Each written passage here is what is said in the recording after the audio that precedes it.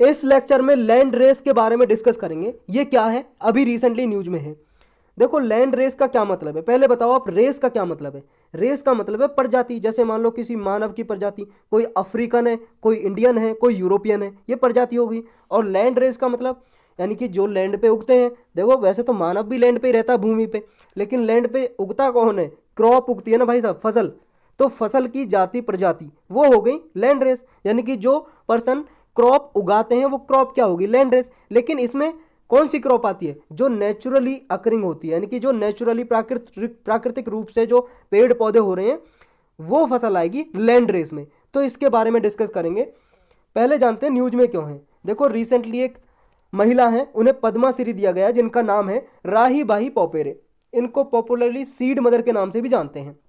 Seed mother के नाम से इसलिए, सीड का मतलब होता है बीज और मदर मतलब माता, बीज की माता। कैसे, क्योंकि इन्होंने जो लैंड रेस के जो बीज हैं, ऐसी क्रॉप जो नेचुरली होती हैं, उनको बचा के रखा है। और ये जो क्रॉप कल्टीवेशन है ये पॉपुलर की है महाराष्ट्र में। ये महाराष्ट्र के अहमदनगर से, अकोले तालुक से आती हैं, वहां से बिलोंग करती हैं। अहमदनगर डिस्ट्रिक्ट है महाराष्ट्र में, वहां पे अकोले ब्लॉक है, तालुक, वहां से हैं राही बाई पोपेरे। ये हैं भाई साहब राही बाई पोपेरे, देख सकते हो आप इमेज में। इन्हें अवार्ड दिया गया क्योंकि इन्होंने हंड्रेड्स ऑफ लैंड रेसिस को सेव करके रखा। लगभग 100 से भी ज़्यादा प्रजातियों को, क्रॉप की कल्टीवेशन जो उगाई जाती हैं, ऐसा विलेज लेवल पे इन्होंने बचा के रखा। इनका बहुत बड़ा योगदान रहा। क्योंकि प्रेजेंटली आप जानते हो किसान हाइब्रिड क्रॉप उगाते हैं। हाइब्रिड क्रॉप, और हाइब्रिड क्रॉप क्या है, हाइब्रिड क्रॉप है भाई साहब ऐसी क्रॉप दो डिफरेंट वेराइटीज को मिला के बने। जैसे मान लो दो वीट की, गेहूं की दो नई वेराइटी है, दो वेराइटी है, मान लो ये ए वेराइटी है, बी वेराइटी है। इन दोनों वेराइटी को मिला दिया, ए वेराइटी का जीन लिया, बी वेराइटी का जीन निकाला, इसका जीन निकाल के सीड में से एक नया बना दिया सी वेराइटी का। अब जो नया बना इसमें दोनों के गुण होंगे, ए के भी बी के भी। मान लो ए वेराइटी ऐसा था, अगर मान लो ज़्यादा फ्लड आ जाए, ज़्यादा बाढ़ आ जाए, तो ये प्लांट पौधा उसमें भी उग सकता है। और बी के पास ऐसी कैपेबिलिटी थी कि अगर मान लो सूखा पड़ जाए, ड्रॉट पड़ जाए, मतलब किसान खेत में पानी ना लगा पाए किसी तरह से, तो ये फसल तब भी हो सकती है। और अब इन दोनों को मिलाकर नई फसल बनी, तो ये ऐसी फसल बन गई जिनकी में दोनों की क्वालिटी हो। समझ गए, तो ऐसी कुछ क्वालिटी हो गई hybrid crop. Two different varieties of plant, उनको क्रॉस पॉलिनेटेड किया जाता है, और नया जो ऑफ सेफ्रिंग या हाइब्रिड क्रॉप बन के आती है वो होती है हाइब्रिड क्रॉप, मतलब नई क्रॉप जो बन के आती है। उनमें दोनों की ट्रेट होती है, ट्रेड का मतलब विशेषताएं, दोनों की विशेषताएं होती हैं, जो भी उसके पेरेंट्स होते हैं, ए बी नई वेराइटी जो बनाई गई है। तो हाइब्रिड जैसे राइस हो गया या वीट हो गया, तो ये एग्जाम्पल है सिलेक्टिव ब्रीडिंग के। तो इनसे नई वैरायटी डेवलप की जाती है। ऐसा माना जाता है, साइंटिस्ट कहते हैं कि इनसे हायर यील्ड और अच्छी प्रोडक्टिविटी होती है, अच्छी इनमें डिजायरेबल ट्रेट्स होती हैं। मतलब जैसे मान लो हाई यील्ड का मतलब प्रोडक्टिविटी, उत्पादकता ज़्यादा होती है। जैसे एक खेत में पहले गेहूं उगाने से अगर 10 टन अनाज हो रहा था, तो अब इनसे प्रोडक्टिविटी बढ़ जाएगी। उसी खेत में अगर ये बीज डालेंगे सी वाला, तो इससे हो जाएगा 11 टन 12 टन, तो यील्ड बढ़ जाएगी, प्रोडक्टिविटी बढ़ जाएगी, ऐसा कहना है। तो ओवर द ईयर देखो फार्मर्स ये नई नई वेराइटी को अडॉप्ट कर रहे हैं, हाइब्रिड हाइब्रिड क्रॉप को ही। तो हाइब्रिड क्रॉप को अडॉप्ट कर रहे हैं, यील्ड ज़्यादा है, तो फिर परेशानी क्या है इससे। देखो भाई साहब इश्यूज हैं, कुछ परेशानी है, क्या है। एक तो देखो ये क्या है, जो जेनेटिक, मोस्टली जेनेटिक जो क्रॉप थी, ओरिजिनल क्रॉप थी, वो गायब होती जा रही है, लुप्त होती जा रही है इनकी वजह से। क्योंकि सिलेक्टिव ये ब्रीडिंग कराई जाती है और नई क्रॉप बनाई जाती है, इसकी वजह से क्रॉप गायब होती जा रही है, जेनेटिक क्रॉप नेचुरली। इसकी वजह से बायोडाइवर्सिटी भी प्रभावित हो रही है, जो जैव विविधता है ये भी प्रभावित हो रही है। तो एक तरह से ये चैलेंज हो गया। लेकिन लार्ज स्केल पे देखो जो ह्यूमन इंटरफेरेंस देखने को मिलता है क्रॉप सिलेक्शन में। क्योंकि देखो इसमें क्या है, लोग करना चाहते हैं कॉमर्शियल कल्टीवेशन, यानी कि ऐसी खेती जो बेचना चाहते हैं, मतलब खाने के लिए देखो अलग करते हैं बहुत से किसान और बेचने के लिए अलग। तो कॉमर्शियल कल्टीवेशन हो गया, कॉमर्शियल क्रॉप उगाते हैं बहुत ज़्यादा। तो इसकी वजह से क्या है, ये क्रॉप सिलेक्शन करते हैं हाइब्रिड, तो हाइब्रिड उगाते हैं। इसकी वजह से ये बायोडाइवर्सिटी को लॉस और जेनेटिक, जो mostly genetic naturally occurring crop है उनका लॉस। वो जो नेचुरली थी, प्राकृतिक क्रॉप थी, वो लुप्त होती जा रही है इसकी वजह से। तो अब ये लैंड रेस क्रॉप क्या है, लैंड रेस क्या है, ये है नेचुरली अकरिंग वेरिएंट।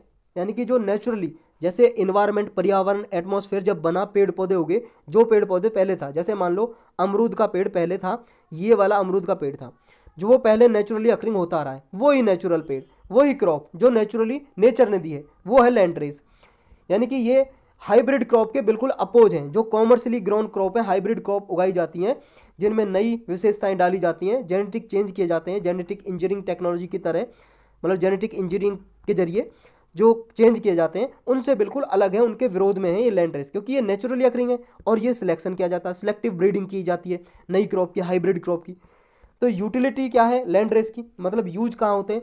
देखो यूज हो सकते हैं इसके, क्योंकि क्लाइमेट चेंज की वजह से थ्रेट, खतरा बढ़ता जा रहा है। आप सबको पता है ग्रीन हाउस गैस इमिशन बढ़ता जा रहा है, जिसकी वजह से ग्लोबल वार्मिंग हो रही है, उसकी वजह से जलवायु परिवर्तन हो रहा है, क्लाइमेट चेंज हो रहा है। क्लाइमेट चेंज की वजह से भाई साहब बहुत सारी ऐसी क्रॉप है वो उग नहीं पाती हैं, यानी कि स्टैंड नहीं कर पाती हैं इन्वायरमेंट में, झेल नहीं पाती हैं। तो एक तरह से साइंटिस्ट, वैज्ञानिकों सामने या पॉलिसी मेकर के सामने ये चैलेंज है कि ऐसी नई वैरायटी कैसी बनाई जाए जो क्लाइमेट चेंज को अडेप्ट कर सके, यानी कि एबायोटिक या बायोटिक स्ट्रेस को झेल सके। एबायोटिक या बायोटिक ये स्ट्रेस क्या है? देखो बायोटिक मतलब प्लांट, ट्रीज, ऑर्गेनिज्म, एबायोटिक मतलब सॉइल, न्यूट्रिएंट्स, वाटर, ये क्या है? ये एबायोटिक कंपोनेंट हो गए। तो इनसे जो दबाव होता है क्रॉप पे उसको झेल सकें, ये साइंटिस्ट के सामने चैलेंज है। तो क्लाइमेट चेंज से निपटने के लिए लैंड रेस एक अच्छा ऑप्शन हो सकता है। नेक्स्ट है rich genetic pool. Land race की बात कर रहे हैं अभी हम। देखो इसमें जेनेटिक पूल लार्ज होता है, क्योंकि देखो जैसी नेचुरल क्रॉप बनी थी वैसे ही किसान उगा रहे हैं, उसमें तो कोई हाइब्रिड नहीं, क्या नई क्रॉप नहीं मिलाई। तो यानी कि इनका जेनेटिक मटेरियल बहुत अच्छा है, और बहुत सारा जेनेटिक मटेरियल ऐसा है जो अनटेप्ड है, अभी तक साइंटिस्ट ने पता ही नहीं चला है। तो ये एक तरह से सॉल्यूशन हो सकता है क्लाइमेट चेंज का, यानी कि क्लाइमेट चेंज हो रहा है, इनके पास कैपेबिलिटी है जीन पूल की वजह से कि ये जो क्लाइमेट, एक्सट्रीम क्लाइमेट इवेंट्स हो रहे हैं उनको झेल सके, यानी कि ड्रॉट में भी ये सर्वाइव कर सकेंगी, यानी कि अगर मान लो सूखा पड़ जाए उसमें भी सर्वाइव कर सकेंगी, अगर कहीं पे ज़्यादा बाढ़ आ रही है, फ्लड, उसको भी झेल सकेंगी, सर्वाइव कर सकेंगी, उसमें भी अडेप्ट हो सकेंगी। ये कैपेबिलिटी हो सकती है इनमें अगर ज़्यादा रिसर्च लैंड रेस में की जाए तो। नेक्स्ट है कि higher yield with proper input. देखो अभी तक ऐसा मानना है कि हाइब्रिड इसलिए किया जाता है, हाई यील्ड होगी, मतलब प्रोडक्टिविटी बढ़ेगी। जैसे एक खेत में पहले 10 टन हो रहा था, 10 टन अनाज, तो 11 टन होगा। लेकिन देखो ये मिसकंसेप्शन है लैंड रेस से कि लैंड रेस की जो यील्ड है वो कम है, प्रोडक्टिविटी कम है, क्योंकि हाइब्रिड की ज़्यादा है। लेकिन ये भाई साहब सिर्फ मिसकंसेप्शन ही है। अगर इनपुट अच्छे से दी जाए, अच्छे से बेस्ट प्रॉपर एग्रीकल्चर प्रैक्टिसेस अपनाई जाएं, मतलब जो खेती करते हैं किसान, एग्रीकल्चर करते हैं, कृषि करते हैं, उनमें बेस्ट प्रैक्टिसेस हम अडॉप्ट करें, तो इसमें इनपुट कॉस्ट भी लोअर होगी, यानी कि जो खेती करने में जो कॉस्ट आती है, कीमत आती है, वो भी कम होगी, और यील्ड भी हाई होगी अगर हम लैंड रेस को अडॉप्ट करें, लैंड रेस के हम क्रॉप को उगाएं। नेक्स्ट है कि हाई न्यूट्रिशनल प्रोफाइल। देखो लैंड रेस में बहुत ज़्यादा न्यूट्रिएंट्स होते हैं, हायर होते हैं।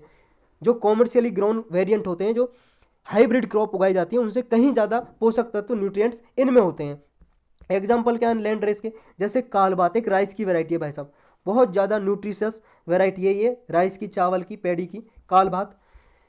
ओवर द ईयर लेकिन होता ऐसा जा रहा है, हाइब्रिड की जो पॉपुलैरिटी है ज़्यादा बढ़ रही है, किसान इन्हीं क्रॉप को उगाते हैं ये मान के कि इनसे ज़्यादा मतलब यील्डिंग होती है, प्रोडक्टिविटी ज़्यादा होती है। और जो ये कल्टीवेटर है, इनके जो किसान के खेत से लैंड रेस जो क्रॉप है वो एलिमिनेट होती जाती है। नेक्स्ट है कि जो बेटर क्लाइमेट रेजिलियंस। देखो भाई साहब अगर ड्रॉट या फ्लड आएगी तो लैंड रेस के पास ये कैपेबिलिटी है, वो क्लाइमेट रेजिलियंस हो सके, यानी कि क्लाइमेट के साथ अपने आप को ढाल सके, अडेप्ट कर सके, तो ये ड्रॉट फ्लड से डील कर सकती हैं। अब पढ़ते हैं भाई साहब वे फॉरवर्ड में आगे क्या कर सकते हैं सॉल्यूशन। देखो need to save land race, जो लैंड रेस क्रॉप है उनको बचाने की ज़रूरत है, क्योंकि देखो रूरल एरियाज में, ट्राइबल पॉकेट्स में लैंड रेस सर्वाइव कर सकती हैं, जैसे इनको अगर प्रॉपर कंजर्वेशन किया जाए इनका, क्योंकि ट्रेडिशनल जो नॉलेज है ना, सीड को कैसे सेव किया जाए, बीजों को कैसे बचाया जाए, ये ट्रेडिशनल नॉलेज है जो घटती जा रही है, वेनिस होती जा रही है, इसको बचाना जरूरी है। कम्युनिटी लेड प्रोग्राम चलाए जाएं। एक बैफ कम्युनिटी लेड प्रोग्राम है बैफ का। ये बैफ क्या है? ये चैरिटेबल ऑर्गेनाइजेशन है, BAIF development research foundation, charitable organization है। ये देखो कम्युनिटी पार्टिसिपेशन के जरिए लोगों को ये हिस्सा बनाती है, ये ऑर्गेनाइजेशन संस्था उनके साथ मिलकर काम करती है। महाराष्ट्र पुणे में है ये, उराली कंचन एक एरिया है पुणे में, वहाँ पे ये काम करती है चैरिटेबल ऑर्गेनाइजेशन एग्रीकल्चर डेवलपमेंट के लिए। बहुत सारे जर्म प्लाज्म को ये लेती है, यानी कि सीड है ना, जो सीड बैंक बना रखा है इसने। सीड बैंक का मतलब बीजों को संरक्षित करके रखना, उस जगह को बोलते हैं सीड बैंक। तो ये ऐसे क्रॉप कल्टीवेशन वाले बीजों को कम्युनिटी पार्टिसिपेशन के जरिए लोगों के साथ मिलके ये सेव करके रखती है, बचा के रखती है ये organization. Research in land races. देखो अभी तक क्या है, लैंड रेसिस के बारे में अच्छे से रिसर्च भी नहीं हो पाई है, इसको अंडरस्टूड करना अभी बहुत बाकी है, इसमें रिसर्च होना बाकी है, तो इसके लिए रिसर्च की जाए। तो इनको समझना भी जरूरी है। अगर देखो क्लाइमेट रेजिलिएंट एग्रीकल्चर करनी है, न्यूट्रिशनल प्रोफाइल वाली एग्रीकल्चर करनी है, क्योंकि इनमें न्यूट्रिशन भी अच्छा है और क्लाइमेट रेजिलिएंट भी है। आगे क्लाइमेट चेंज होगा, एक्सट्रीम सिचुएशन को ये अडेप्ट भी कर सकती हैं, उसको उसके साथ विद स्टैंड रह सकती हैं, यानी कि उसमें भी ये सर्वाइव कर सकती हैं अगर एक्सट्रीम इवेंट होंगे क्लाइमेट के। तो इसलिए ये जरूरी है इन पे रिसर्च करना भी। तो यही था इसके बारे में बस।